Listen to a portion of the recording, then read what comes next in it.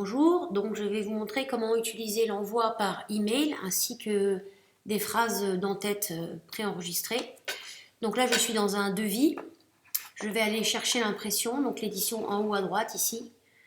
Clic droit pour éviter d'avoir directement à passer par l'aperçu. Donc là je vous rappelle qu'il y a soit aperçu en impression, soit une impression directe papier, soit l'envoi par email, soit la création d'un PDF. Donc je vais cliquer sur envoi par email. Il me génère une première fenêtre dans laquelle, par défaut, j'ai le destinataire du client. Donc ici, il n'y en a pas. Je peux également avoir accès via cette loupe ici à tous les destinataires internes.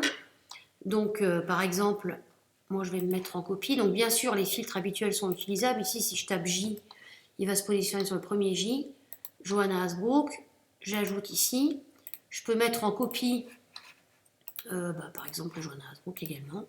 Voilà. Je ressors par là. Je peux prévisualiser mon devis si je veux en être sûr en double-cliquant sur la pièce jointe ici. Là, je suis dans Acrobat Reader et non plus dans Codial. Donc, j'ai toutes les fonctionnalités habituelles d'Acrobat, c'est-à-dire l'envoi par l'impression et l'enregistrement principalement pour ce qui vous concerne. Donc, vous pouvez toujours aller enregistrer votre document ou l'imprimer si vous le souhaitez avant de l'envoyer par mail au client. Donc, je ressors d'Acrobat. Je peux rajouter ici une pièce jointe en cliquant sur le petit plus ici, tout à droite, à l'extrême droite de l'écran, ici. Donc, rajouter une pièce jointe, un fichier Excel par exemple, ou tout autre tableau de porte ou autre document, peu importe, pièce jointe, Acrobat, image. Et une fois que j'ai terminé, je peux venir ici et je viens chercher une phrase type, qui sont des phrases préenregistrées, donc tout en haut à droite, ici. Vous voyez ce petit carré, phrase mémorisée, les petites bulles, ici, là. Je clique dessus, et là, il me propose un certain nombre de phrases qui ont été préenregistrées. Donc, alors, pour info, là, c'est sur des commandes fournisseurs, vous avez une phrase pour des envois type de commandes, mais vous avez la même pour une demande de prix, ou encore pour ce qui vous concerne ici, par exemple, pour un devis. Donc, je clique sur devis, la phrase type qui apparaît est celle-ci.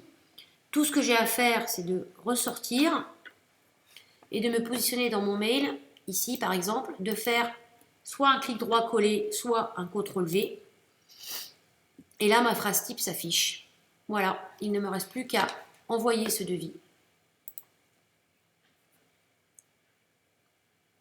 Et l'intérêt lorsqu'on utilise cet envoi par mail, c'est que les documents sont stockés et les envois et les mails sont tracés dans Codial.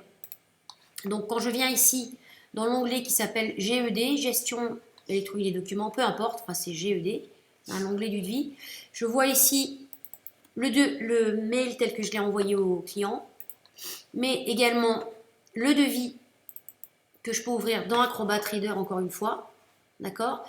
Et là l'intérêt c'est qu'on va voir le devis dans la version tel qu'il a été envoyé. Si on a eu plusieurs envois, on peut tracer ici l'historique des envois et des modifications. Je vois qu'il a été envoyé donc à Johanna Hasbrook le 2 mars à 18h33. Et je vois également la pièce jointe que j'ai rajoutée ici, donc le fichier Excel qui peut également être visualisé. Voilà, j'espère avoir été clair. À très bientôt.